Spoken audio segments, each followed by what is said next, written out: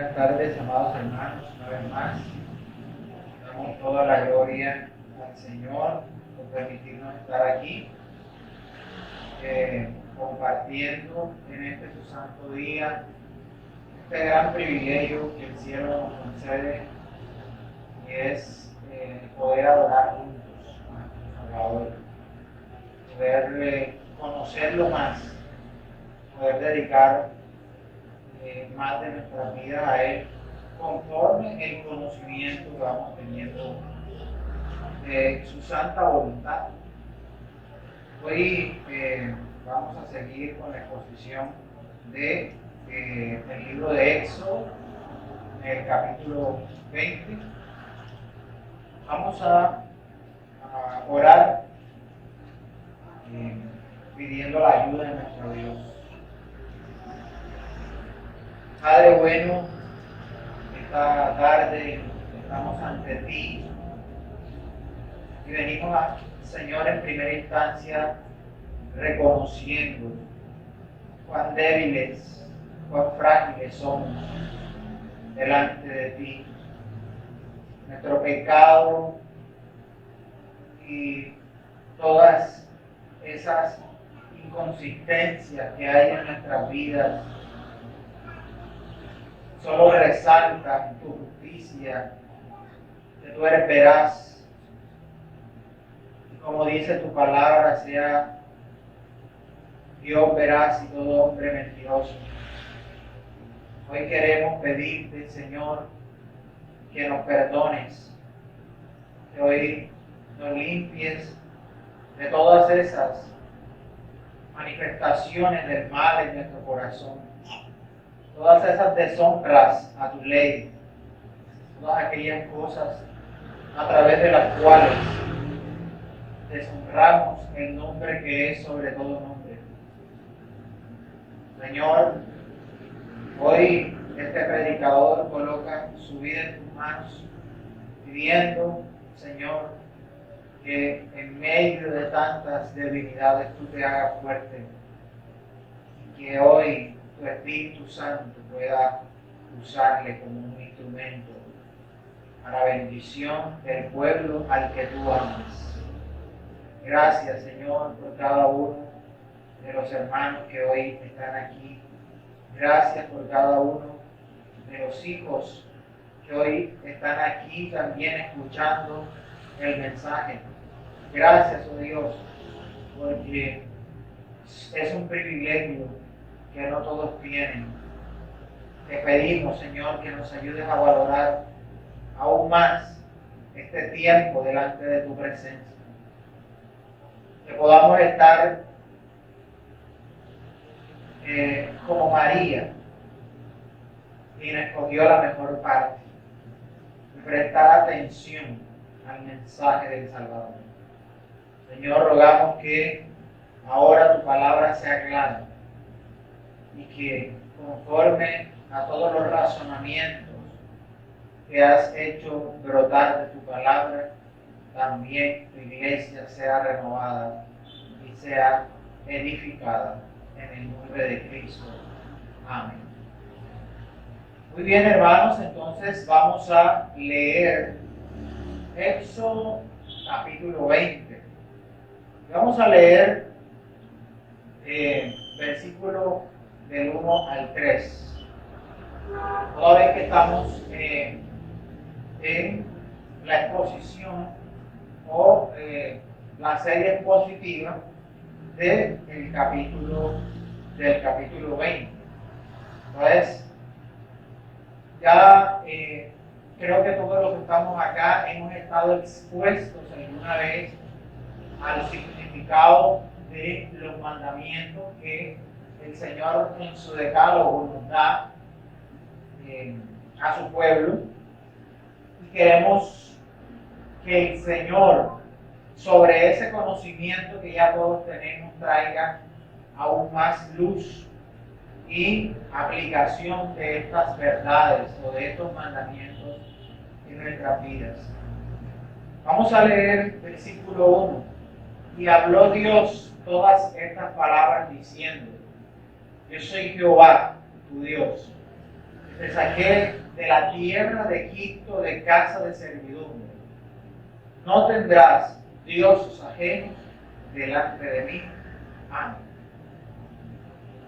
Hoy vamos a exponer ese primer mandamiento. No tendrás dioses ajenos delante de mí.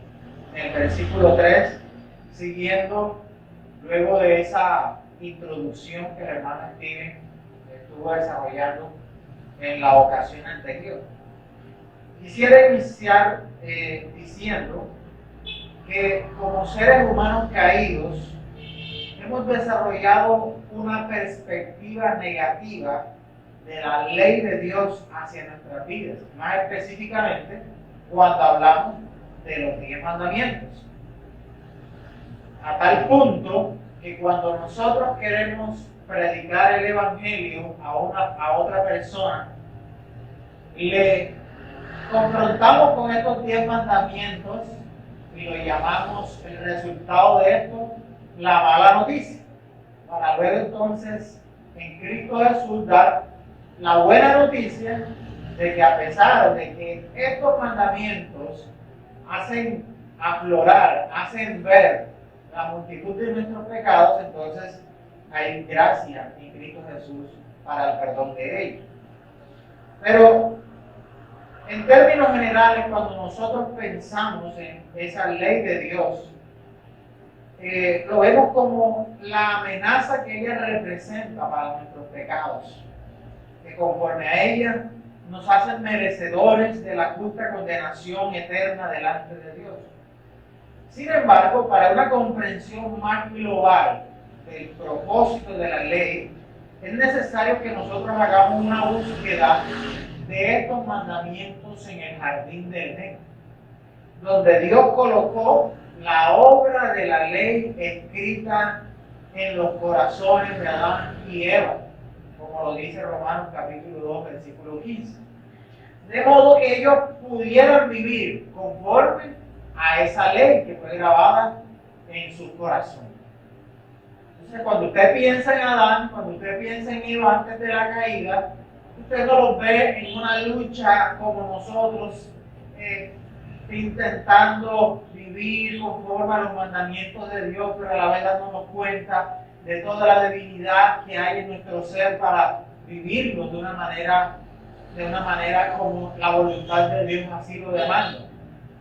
Por el contrario, veíamos cómo Adán y Eva, en ese estado de perfección mutable, podían vivir de acuerdo a la voluntad de Dios.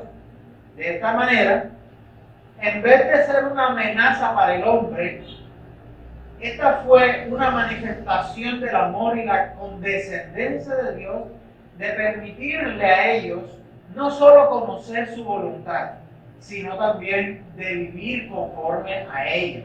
Y ese era el ambiente del Edén. El hombre viviendo la perfecta y santa voluntad de Dios. En tal sentido que el hombre podía tener una perfecta comunión con Él. Entonces eso es el propósito, esa es la manifestación primaria en la que nosotros vemos los mandamientos de Dios en las Escrituras. Asimismo, también se ha puesto, ahora que estamos aquí estudiando Éxodo, vemos cómo hay muy poco énfasis cuando estudiamos los 10 mandamientos en ese divino prefacio de la ley, allí en Éxodo, cuando dice en el versículo 1 y 2, y habló Dios todas estas palabras diciendo: yo soy Jehová tu Dios, que te saqué de la tierra de Egipto, de casa de servidumbre. Para entonces de allí en adelante, empezar a dar esos 10 mandamientos. A pesar de todo lo temible y majestuoso que se mostró esa manifestación de la ley allí en ese monte en el Sinaí, este acto tuvo su fundamento en el amor. Toda vez que a través de la ley se manifestó el carácter bondadoso de Dios que les indicaba el camino para ahora hacer la voluntad divina, cual no se había hecho ni se hizo con otra nación ni hasta la venida de nuestro Señor Jesucristo. Y es precisamente esa relación que pudiéramos clasificarla como una relación de amor, lo que estos mandamientos pretenden definir en la vida de aquellos que cumplen la voluntad de Dios. Porque llevan a la intimidad, llevan al compromiso, llevan al disfrute mutuo y sobre todo a la exclusividad de la adoración a Dios, como veremos en la exposición de este primer mandamiento. En pocas palabras, los mandamientos nos muestran el camino por el cual debemos ir a Dios. Ahora, cuando Dios les dice, yo soy Jehová tu Dios, está expresando cómo, en cumplimiento del pacto hecho a Abraham, su amigo, todo su ser está comprometido en el cumplimiento de lo que Él le había prometido, tal como lo ha hecho en la salida de Egipto. Ustedes pudieron estudiar todas estas maneras en las que el Señor, a través de esos hechos portentosos, pudo hacer que el pueblo de Israel saliera de Egipto. En Génesis 15, 13 al 16, el Señor le dice a Abraham, entonces Jehová dijo a Abraham, ten por cierto que tu descendencia morará en tierra ajena y será esclava allí y será oprimida 400 años. Y luego dice en el 16, y en la cuarta generación volverán acá. De manera que en razón de que Él les había libertado de la esclavitud en la que estaban, de que les había manifestado su poderío por sobre los dioses que ellos conocieron en Egipto, y de que ni el rey más poderoso de la tierra había podido contener, ahora ellos debían reconocerle como tal y obedecerle de manera exclusiva. Ahora este sería conocido como el Dios de Israel, el Dios que sacó a Israel de la esclavitud de Egipto. Entonces, vamos a ver en la exposición de este mandamiento, no tendrás dioses ajenos delante de mí, bajo los siguientes encabezados. Primero, las implicaciones negativas y positivas del mandamiento. Como segundo, vamos a ver la exclusividad de la adoración a Dios en la vida personal. Y como tercero, vamos a ver la exclusividad de la adoración en la vida congregacional. Entonces, primero, las implicaciones negativas y positivas del mandamiento. El mandamiento expresado en un sentido negativo muestra la voluntad de Dios en no ser comparado, tenido en cuenta, equiparado o intercambiado con otros dioses en la vida personal y nacional de los israelitas. Si uno medita en ello, básicamente es eso, dicho de manera, en términos negativos. Dicho de manera positiva, solo Dios debía ser tenido por verdadero Dios y el único digno de ser invocado desde el corazón personal y públicamente. En ese sentido pleno, Dios está prohibiendo la idolatría. Ahora, este mandamiento se complementa con el segundo en ese mismo propósito de prohibir la idolatría, ya que este primer mandamiento prohíbe rendir adoración a otra deidad y el segundo hacerlo a través de imágenes, aun cuando ésta sea una imagen del mismo Dios al cual se le rinde culto. Los israelitas frente al monte Sinaí no tenían referencia alguna sobre cómo era Dios en sí, pero ellos habían presenciado su poder en todas esas manifestaciones que desde Egipto Él había hecho a su favor. En todo ese peregrinar que llevaban hasta entonces, habían visto a Dios manifestar su santo poder, su brazo contra la nación de Egipto, manifestando esas plagas. Les había demostrado su poder y su justicia al tratar con los egipcios, pero también les había manifestado su gracia y su misericordia al libertarles y sostenerles en lo que ellos llevaban de peregrinación. La manifestación de los atributos de este Dios libertador no podían ser comparadas con las de las deidades del mundo antiguo que ellos habían conocido. Ellos habían experimentado ese cuidado especial de Dios y en esa dinámica habían comprobado que Él tenía el control soberano de todas las cosas, por lo que no podía ser vencido. Ellos habían creído durante los días de peregrinación que quien les sacó de Egipto le había abandonado a su suerte. Y por eso murmuraron, por eso dudaron de que Dios realmente los llevaría a una tierra prometida. Pero en todas esas ocasiones en las cuales ellos dudaron y en las cuales ellos se rebelaron contra Dios, Él, con su gran poder manifiesto, Dios les hizo entender de que eso no era así. Ahora, todas estas obras debían construir la idea de quién era Dios para ellos.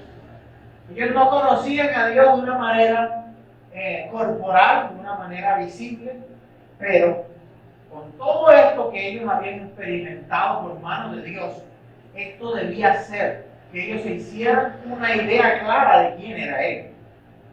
Ahora, esa es la razón por la que en el resto de la historia de la redención encontraremos expresada la idea de la liberación y de los portentos del desierto como hechos magníficos que hablan de la fidelidad de Dios debido a su pacto con esta nación. Siempre vamos a ver que se recuerda en las Escrituras cómo Dios sacó a Israel de Egipto. Y ahora, ¿cuál es el propósito de las Escrituras de recordar eso una y otra vez? Recordar que Dios es un Dios poderoso. Recordar que ni el rey más poderoso del mundo conocido pudo resistir a este poder.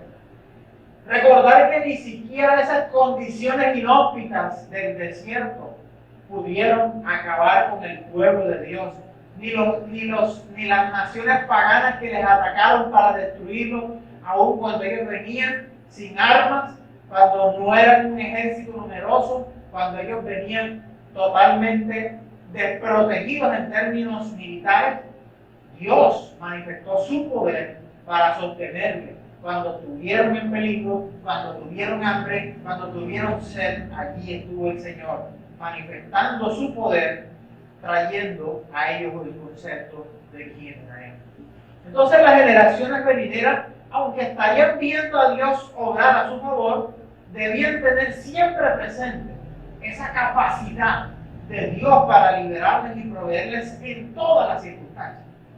De manera que, aunque no tuvieran una imagen a la cual ellos rendirle culto, como lo hicieron cuando se hicieron la imagen del becerro y lo adoraron, la grandeza de sus obras deberían permitirles a ellos conocer la majestuosidad de su ser, la cual también estaba manifestando en ese monte, de tal manera que ellos tuvieron gran temor y pidieron a Moisés que fuera él y tratara con Dios y que ellos esperarían por acá, por el terror que la misma presencia de Dios estaba produciendo en ellos.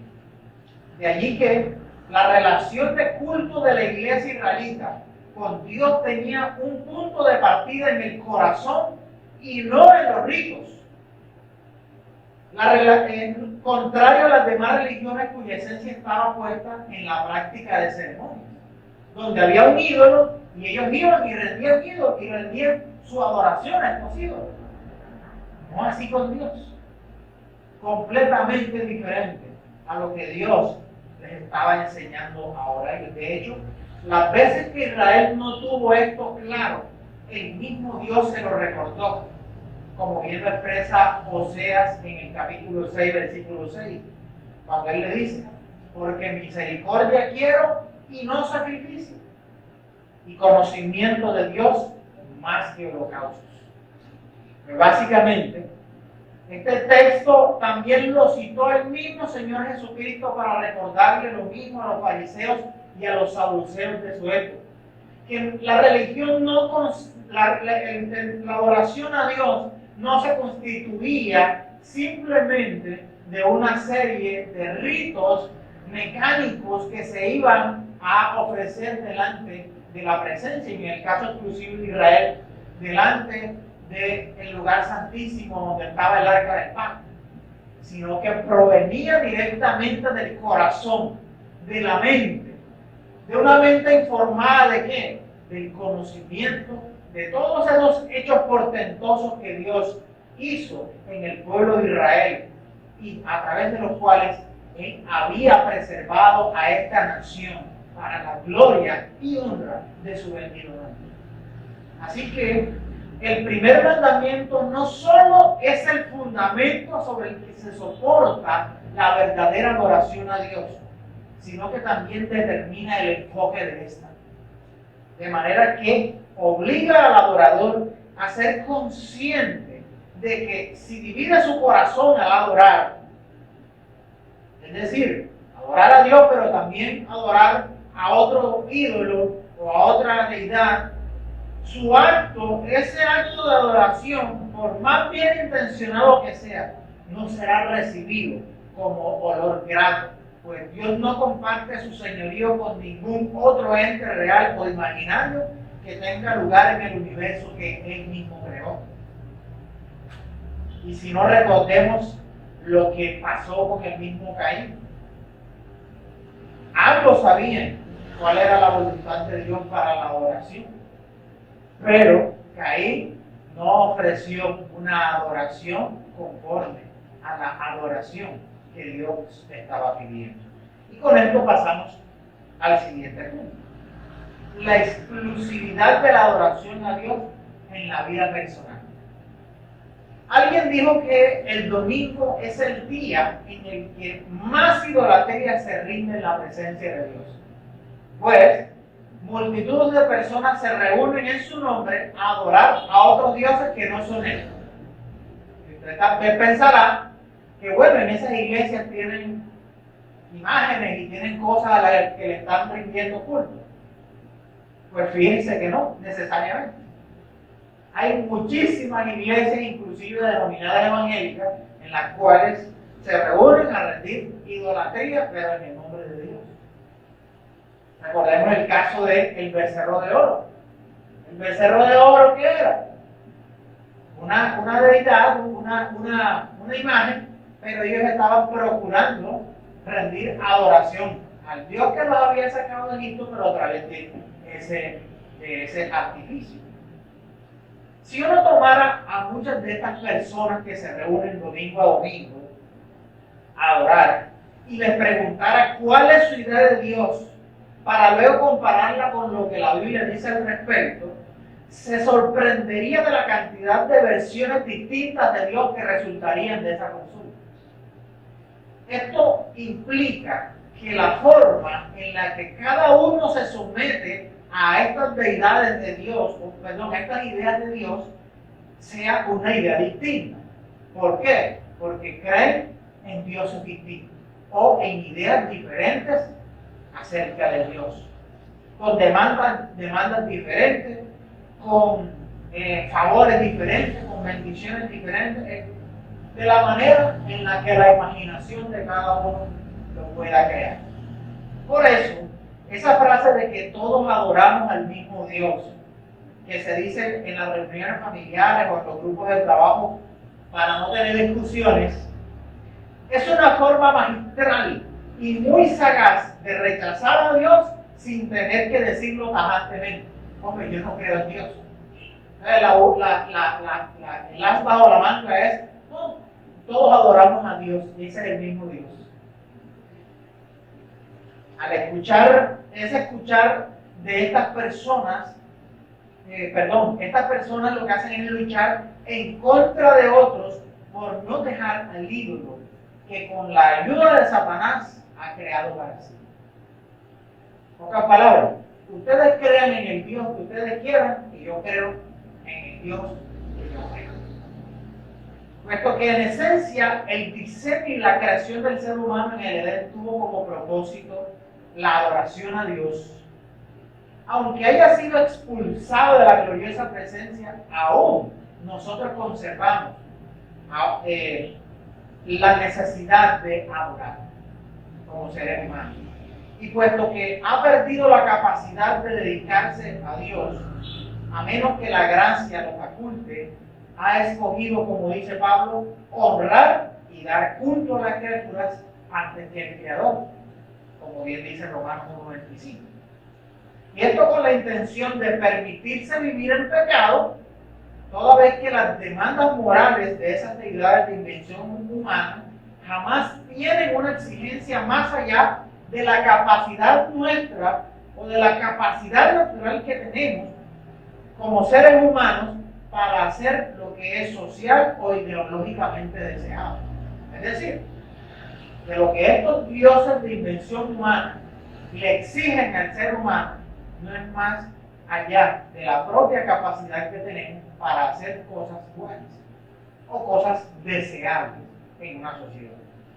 De allí que cada ídolo se parece a quien le adora. No porque esa divinidad tenga la capacidad de moldear a su adorador, sino lo contrario. El idólatra ha hecho de su ídolo lo que quiere que este ídolo sea.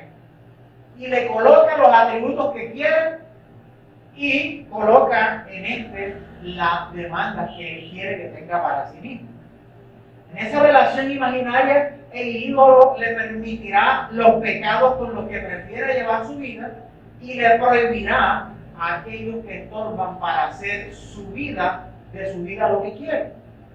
Así, la violación del primer mandamiento parte de no dirigir nuestra adoración, es decir, nuestro sometimiento y humillación a una idea correcta de Dios, es decir, una idea conforme a su palabra. Así se lo planteó nuestro Señor a la mujer samaritana en Juan 4:22. Y le dijo a ella: vosotros adoráis lo que no sabéis. Nosotros adoramos lo que sabemos, porque la salvación viene de los judíos. Y recordemos que los samaritanos creían estar adorando a Dios, pero el Señor les dejó claro que no era así. Recordemos que esa religión resultó de la mezcla del judaísmo y otras prácticas religiosas que se encontraron durante la época del exilio de Israel por parte de Asiria. Vayamos allá un momento a Segundo de Reyes, en el capítulo 17.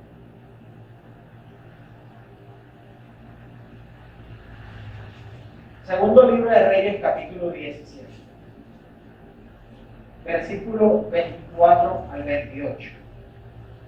Dice: y trajo el rey de Asiria gente de Babilonia, cuando se había llevado a la gente de Israel hacia Siria. Entonces trajo gente de todo, de Babilonia, de Cuta, de Aba, de Hamat y de Sefarbaim, y los puso en las ciudades de Samaria, que pertenecía a Israel, o donde estaba la capital del Israel del norte, en lugar de los hijos de Israel, y poseyeron a Samaria y habitaron en sus ciudades. Y aconteció al principio que cuando comenzaron a habitar allí, que no temiendo ellos a Jehová, envió Jehová contra ellos leones que los mataban. Dijeron pues al rey de Asiria: la gente que tú trasladaste y pusiste en las ciudades de Samaria no conocen la ley del Dios de aquella tierra, y él ha echado leones en medio de ellos, y es aquí que los leones los matan porque no conocen la ley del Dios de la tierra. Y el rey de Asiria mandó diciendo: llevad allí a alguno de los sacerdotes que trajisteis de allá, y vaya y habite allí, y les enseñe la ley del Dios del país. Y vino uno de los sacerdotes que habían llevado cautivo a Samaria, y habitó en Betel, y les enseñó cómo habían de temer a Jehová. Pero cada nación se hizo sus dioses, y los pusieron en los templos de los lugares altos que habían hecho de los de Samaria, cada nación en su ciudad donde habitaba. Entonces, ese es el origen de Samaria. El origen de Samaria es un sincretismo religioso, una mezcla de lo que era la ley de Dios o la adoración a Dios con los rituales paganos.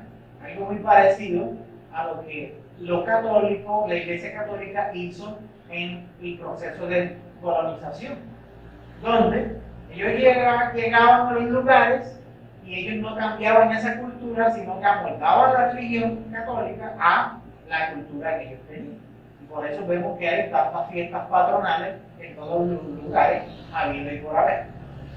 De manera que allí nosotros vemos cómo, por eso es que el Señor Jesús le dice a la samaritana: vosotros adoráis lo que no sabéis. Nosotros adoramos lo que sabemos. Ellos pensaban que estaban adorando verdaderamente a Dios. Pero el Señor ha de demostrarle a ellos que no era así y que de hecho tenían al propio Dios delante de sí. Otra característica de los dioses ajenos o falsos es que no solo se constituyen en falsas ideas de Dios o falsos dioses a los que se les puede rendir culto y reverencia, sino que también se debe considerar cualquier otro ídolo o como ídolo cualquier cosa que le robe a Dios el lugar en nuestro corazón. Tomás Montgomery lo define así: podemos definir los dioses falsos como cualquier cosa a la cual damos nuestros afectos y nuestra adoración, cualquier cosa que impide o disminuye nuestra adoración y servicio para el Señor. En otras palabras, los dioses ajenos no son simplemente los objetos de adoración religiosa, sino todo aquello que impide que amemos al Dios verdadero con toda nuestra alma, mente y fuerza.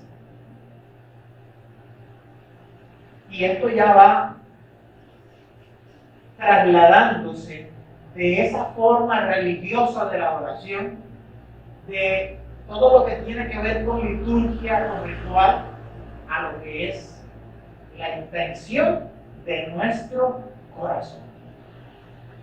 En ese sentido, todo aquello que nos mantenga lejos de la voluntad de Dios se constituye en nuestro Dios ajeno, Dios con D minúscula, ajeno delante de Dios, con D mayúscula. Y aquí es necesario preguntar, hermanos, ¿qué cosas nos mantienen lejos de la presencia de Dios o de cumplir su voluntad? Los ídolos que resultan de pasar nuestro corazón por esa pregunta, como si fuera una coladera: ¿qué me aparta a mí de la presencia y de la voluntad de Dios? Esos ídolos que resultan de esa pregunta son muy diversos y dependen de cada uno de nosotros. Y con poderes sobre nosotros que varían también en su intensidad, porque a veces no tenemos uno ni dos, sino que tenemos varios, a los cuales unos nos dominan, intentan dominarnos más que otros. Pero al fin y al cabo nos demuestran que en realidad nos hallamos en una batalla por mantener a Dios sentado en el trono de nuestro corazón, aunque a veces lo olvidamos y no sabemos exactamente quién es el que está reposando aquí. Esos días en que tal vez el Espíritu Santo nos sacude y nos recuerda cuánto tiempo tienes sin orar, cuántos días llevas sin leer la Biblia, cuántos días llevas sin hablar con tus hermanos, etcétera, etcétera. Y reaccionando.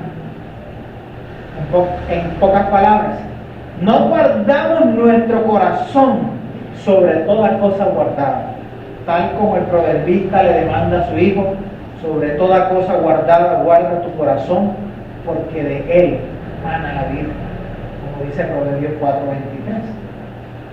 Aquí quiero citar a John Flavel, que dice acerca de este deber de guardar el corazón,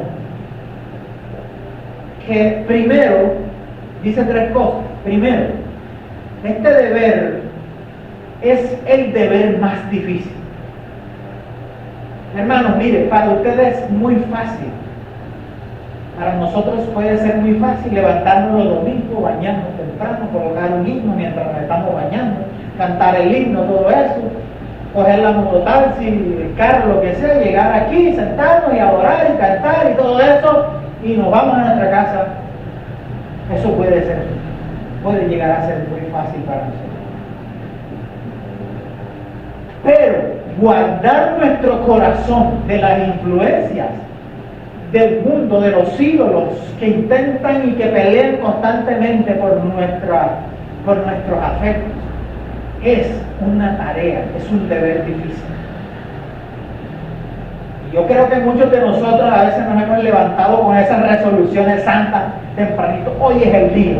Y oramos una hora y leemos la Biblia otra hora y nos levantamos y decimos, voy a salir a trabajar, voy a ir a estudiar, y hoy sí es el día. Espiritualidad total. No ha pasado media hora y ya tú te das cuenta que no fue tan así como pensaste que iba a ser. Y él dice que la tarea no es difícil porque no se trata de cosas que podamos concretar externamente, como venir a la iglesia, así bonitos como venimos todos los domingos, bien bañaditos, vestiditos y perfumaditos, sino que se centran en lograr que nuestro corazón permanezca en una actitud adecuada delante de Dios. Y a veces esa actitud, con algo que dijo el esposo, con algo que dijo la esposa, con algo que dijo mi hermano, nos desencajamos y nos salimos de la cora de la presencia de Dios totalmente. La segunda cosa que él dice acerca de ese deber de guardar el corazón es que es una labor incesante, porque no hay ningún tiempo de la vida del cristiano en la que se deba permitir la interrupción de esta santa labor. Un momento que descuidamos el estar pendiente de nuestro corazón, y ese corazón engañoso hace y deshace. Por eso, hermanos, no nos podemos permitir eso, descuidar. Y por eso el apóstol Pedro, recuerdo que fue la última enseñanza que compartí aquí con ustedes, en Primera de Pedro, que él dice que velemos y guardemos nuestro corazón. Estar sobrios y velar. Y es precisamente por eso. Lo tercero que él dice es que es la obligación más importante de la vida del cristiano. Guardar el corazón. Y usted dice, bueno, lo más importante no es orar, lo más importante no es leer la Biblia, lo más importante no es ir a la iglesia. Hermano, todos los asuntos de nuestra vida deben mirar en torno a este deber de guardar el corazón y no lo contrario. Cuando la vida de la oración para el cristiano se convierte en tiempos y acciones específicas, aparte del resto de sus asuntos, esto no es más que un mero formalismo que no agrada en lo más mínimo a Dios. Me explico.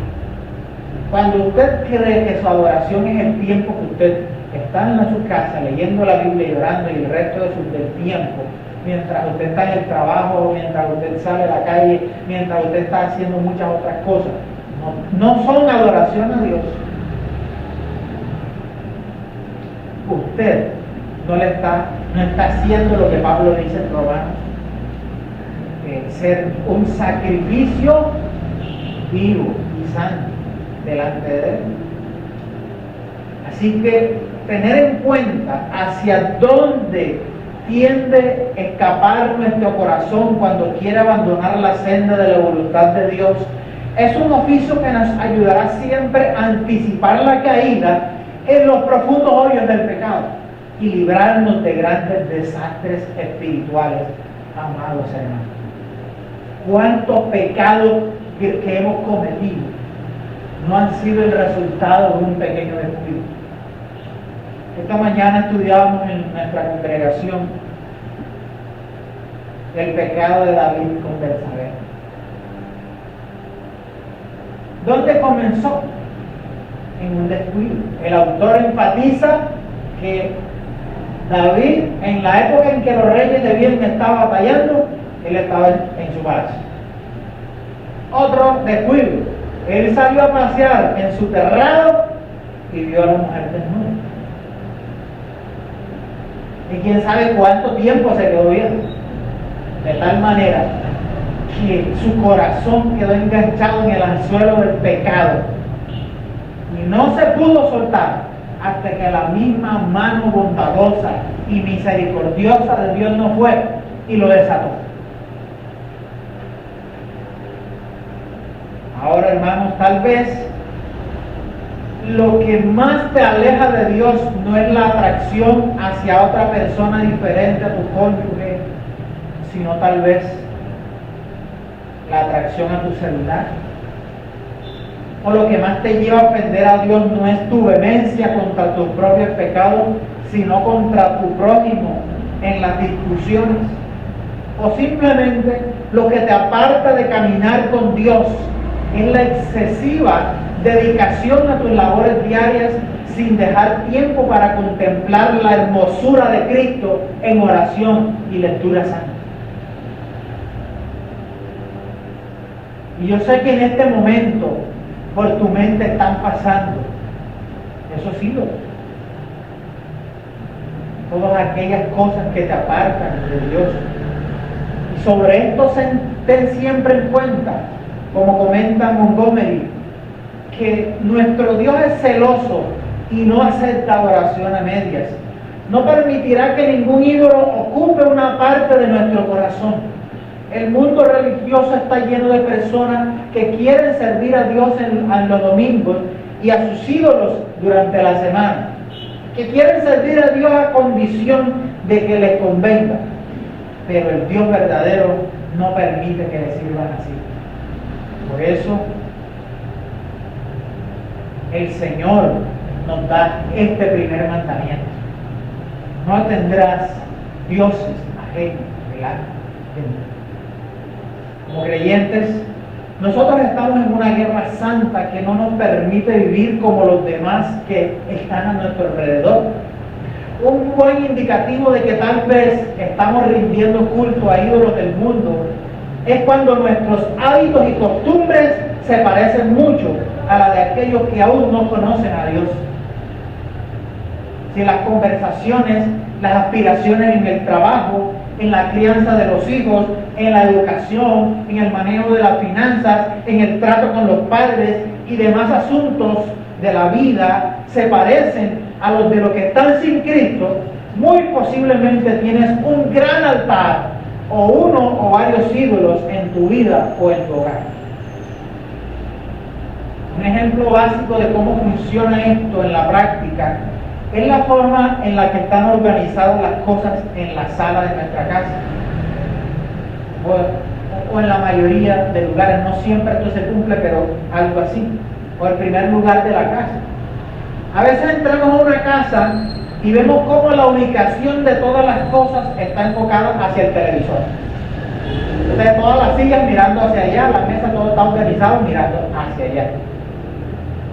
¿Qué piensa usted que es lo que más hacen en esa casa? O hacia el equipo de sonido. Entra y lo primero que va así de frente es tremendo equipo de sonido, bien adornadito con sus muebles, con todo. Así por allá todas las cosas estén cayendo, pero eso está.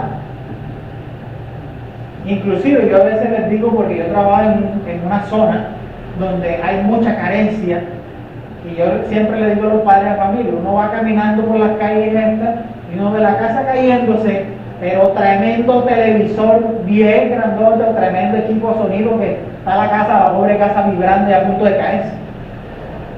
¿Por qué? Porque uno ve allí dónde están las prioridades. Y eso es lo que manifiesta en nuestro corazón. Uno entiende inmediatamente hacia dónde están establecidas las prioridades en esa casa. Son cosas que hacemos inconscientemente muchas veces, pero que en realidad demuestran hacia dónde vamos caminando con nuestro cordero para sacrificarlo ahí en el altar de ese ídolo. El problema es que gran cantidad de veces ese cordero que llevamos ahí para sacrificarlo es nuestro matrimonio, o es nuestra vida espiritual, o es la integridad de nuestros hijos, o demás cosas que son realmente valiosas, y las cambiamos por cualquier baratija, las sacrificamos delante de nuestros hijos. Para que nuestra vida sea un verdadero sacrificio, un olor fragante delante de Dios, hermanos, Él nos pide deshacernos de los ídolos que nos estorban para Él. Esa fue la petición que el Señor Jesucristo le hizo al joven rico, quien tenía una gran vida de cumplimiento de ritos eternos de la ley. Era alguien, haz esto, haz los mandamientos. No, yo lo cumplo, yo lo digo. Pero por dentro su corazón estaba atrapado en la adoración al ídolo de las riquezas. Él reparte todas tus riquezas y sigue. Pudo ser un gran discípulo de Cristo, un gran siervo realmente del siervo de Dios, pero su ídolo verdadero, su Dios ajeno, era las muchas posesiones que tenía. Caso contrario sucedió con Abraham, a quien Dios le pidió sacrificar su valioso hijo de la promesa.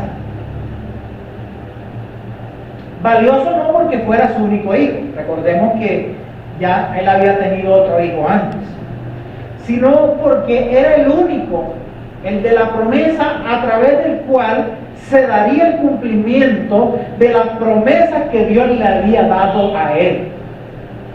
Y al disponerse a ofrecerlo sin ninguna reserva delante de Dios en el monte Moriah, el Padre se lo regresó para que junto a él siguiera cumpliendo la divina voluntad. De lo que concluimos que Dios no se lo pidió porque este fuera un ídolo para él,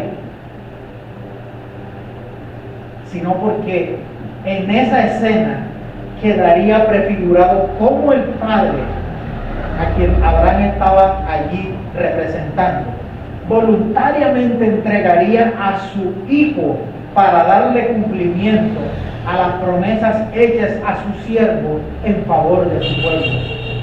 Como le dijo en Génesis capítulo 12, versículo 3, en ti serán benditas todas las naciones de la tierra.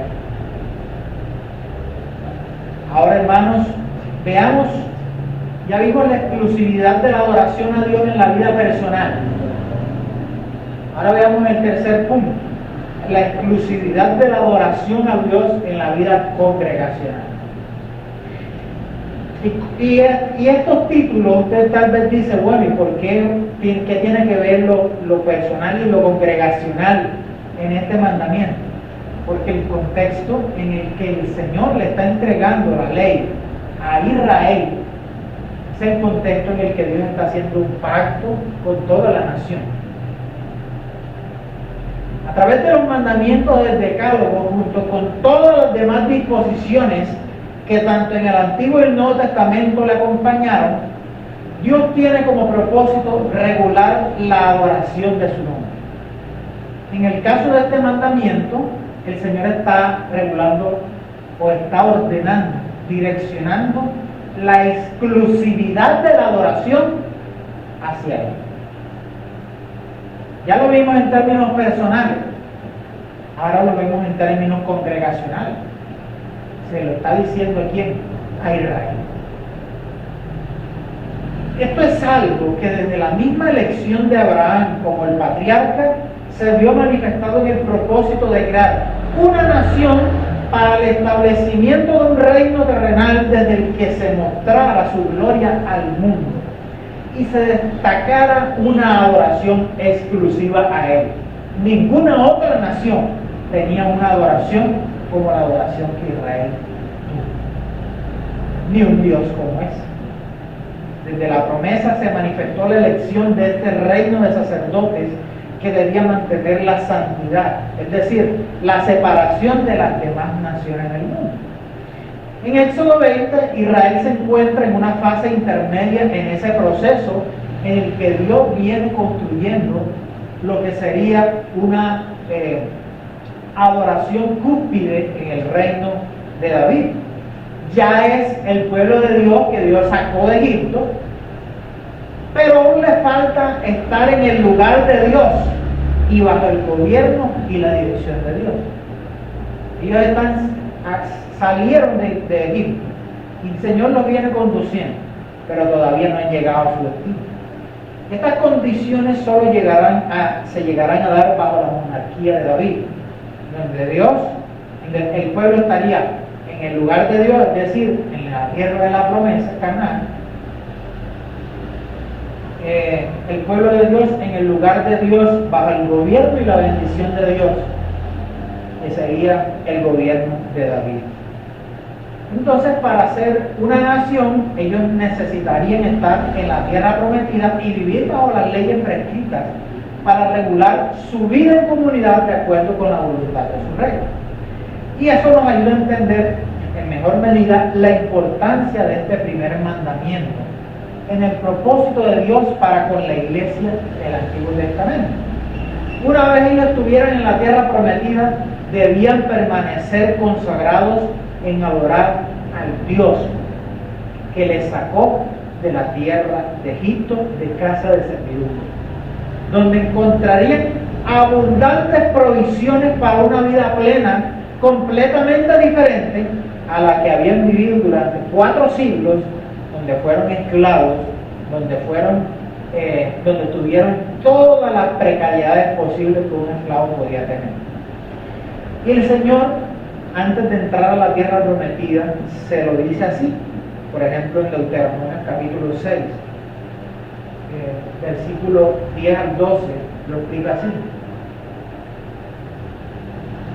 Cuando Jehová tu Dios te haya introducido en la tierra que juró tus padres, Abraham, Isaac y Jacob, que te daría, en ciudades grandes y buenas que tú no edificaste, y casas llenas de todo bien que tú no llenaste, cisternas cavadas que tú no cavaste, viñas y olivares que tú no plantaste, y luego que comas y te sacies, cuídate de no olvidarte de Jehová, que te sacó de la tierra de Egipto, de casa de servidumbre.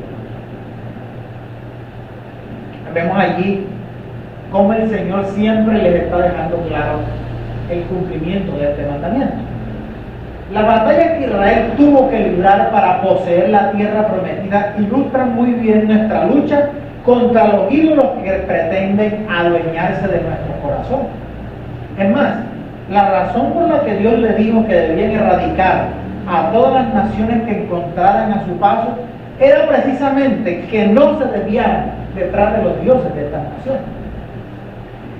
Este es un asunto que en el contexto del pacto y de su preparación para entrar a la tierra prometida, Dios dejaría completamente claro. Si ellos buscaban otros dioses, estaban violando el pacto. Y en vez de tener todas estas bendiciones, lo que iban a tener que eran las maldiciones que también se enumeran en Deuteronomio capítulo 30 en adelante.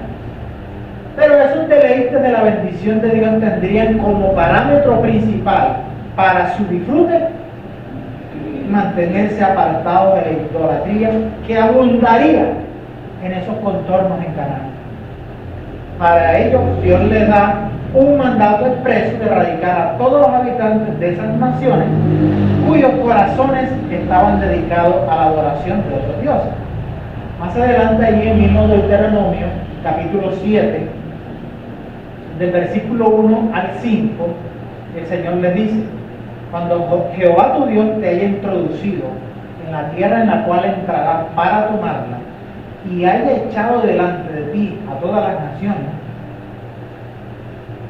al Eteo, al Gergeseo, al Amorreo, al Cananeo, al Pereceo, al Tebeo, al Jebuseo, 7 naciones mayores y más poderosas que tú, y Jehová tu Dios las haya entregado delante de ti y las hayas derrotado, las destruirás del todo.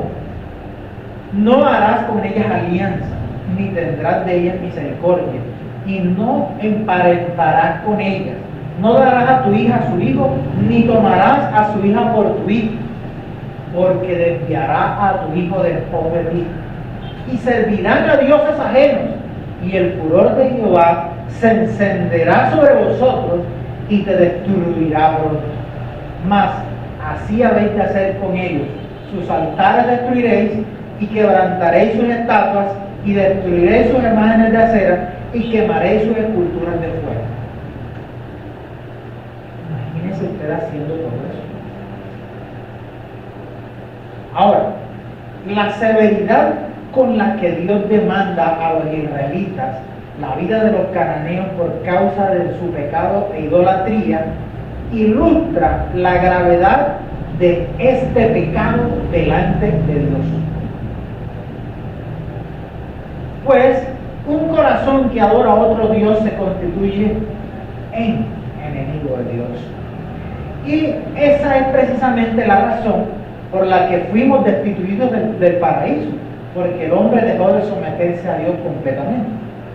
Eventualmente Israel llegaría a esa, fallaría en esa encomienda de Dios de erradicar a las naciones, violaría ese primer mandamiento y por supuesto terminaría bajo el juicio de Dios una y otra vez, hasta que finalmente fueron desechados como la nación especial de Dios. Esa adoración corporativa y exclusiva para Dios se corrompió y la fe fue rechazada. Como dice Pablo en 1 Corintios 10, del 10 al 12, respecto a ese pecado de Israel, o a los pecados de Israel: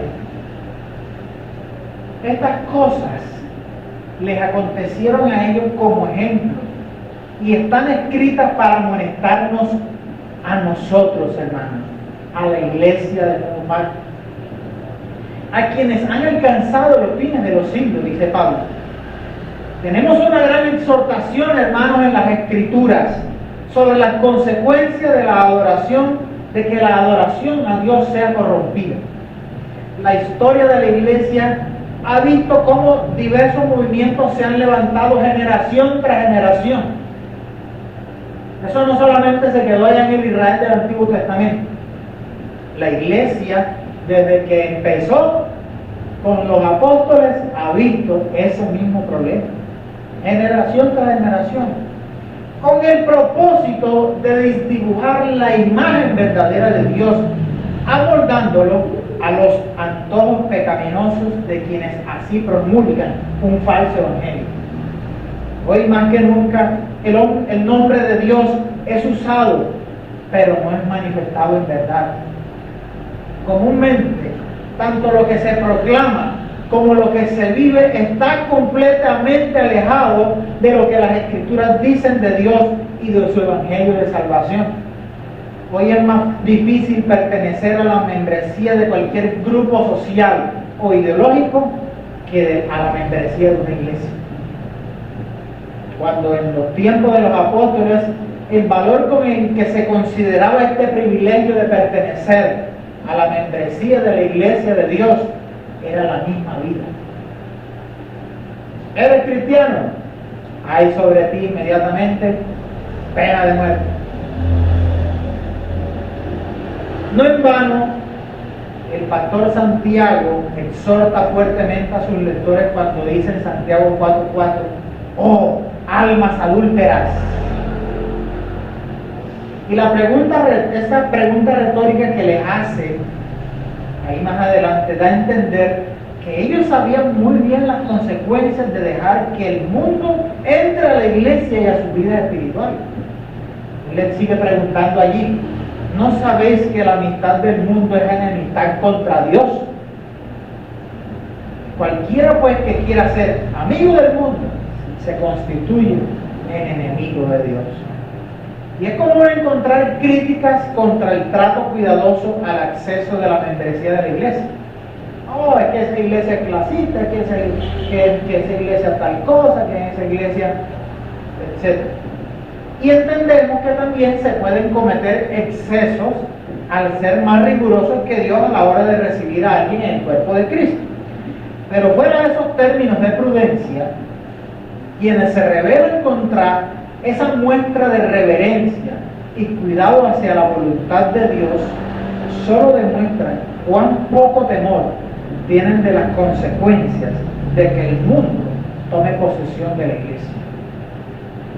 Dejar que todo el mundo haga parte de la membresía de la iglesia es tener poco temor de Dios y poco valor del cuerpo de nuestro Señor Jesucristo. En estos días es lo común que los programas y cultos de las congregaciones tengan como propósito entretener a los no creyentes y sostener su insaciable apetito de las cosas de este mundo con apariencia de espiritualidad.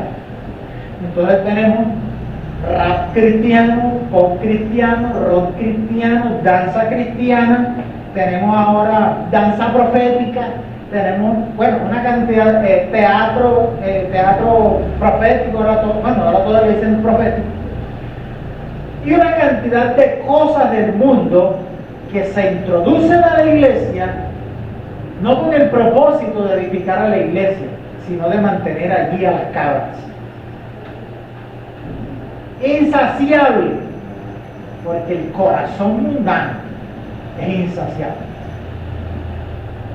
Ahora, es fácil encontrar en cualquier esquina a una congregación que crece vertiginosamente en su número de miembros, al igual que crece el número de actividades innovadoras que tienen que hacer para poder tenerlos contentos, mientras las verdaderas ovejas mueren de hambre y sed de la palabra.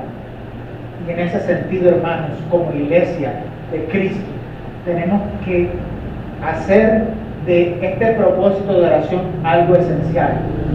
Que el Señor permita que esas ovejas que están allí languideciendo puedan salir de allí a pastos frescos, a pastos verdaderos, donde el Señor les pueda alimentar verdaderamente. Y muy seguramente muchos de ellos vendrán a este retiro. Sin embargo, esa es una realidad que ninguna iglesia, por muy bíblica que sea, debe descartar en su propia realidad. Muchas iglesias mantuvieron el orden correcto del culto y la apariencia de sus hábitos de vida, pero por dentro, tanto sus congregaciones como sus vidas espirituales se fueron secando poco a poco, que ni se dieron cuenta, hasta el día en que el juicio de Dios se hizo evidente. Y eso mismo vemos nosotros en las iglesias de Apocalipsis, cuando Dios promete juicio sobre las que estaban desviadas. La hipocresía fue ganando terreno en cada reunión. Había una buena sonrisa, había risa, había un aparente gozo, pero el desprecio por las cosas santas se fue manifestando cada vez más. Ya no había gozo para ir el domingo a la iglesia, ya no se preparaba el día domingo para ir durante toda la semana, para estar completamente preparados el día domingo. Ya los cánticos, los himnos dejaron de saber la gloria. La palabra predicada se convirtió en un monólogo del pastor o del predicador allí delante, del que ningún provecho espiritual se siguió sacando.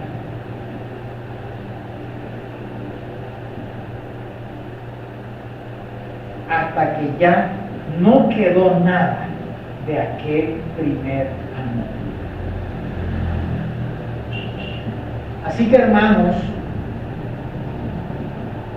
no pensemos que nuestros pecados personales no afectan la adoración del resto de la congregación.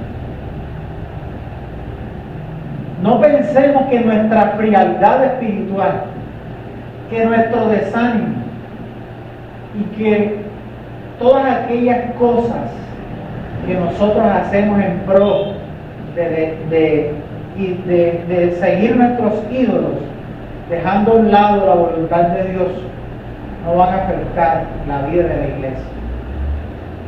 Así va a ser. Y no en vano, ha habido muchos lugares en el mundo donde grandes avivamientos se dieron.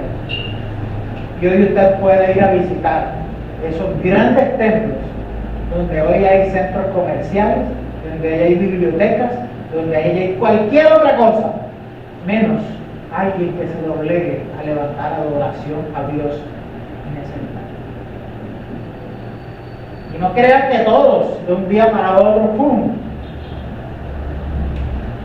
El diablo fue trabajando, colocando ídolos en el corazón de cada uno, hasta que toda la iglesia se halló adorando al Dios, a otro Dios, que no era el Dios verdadero.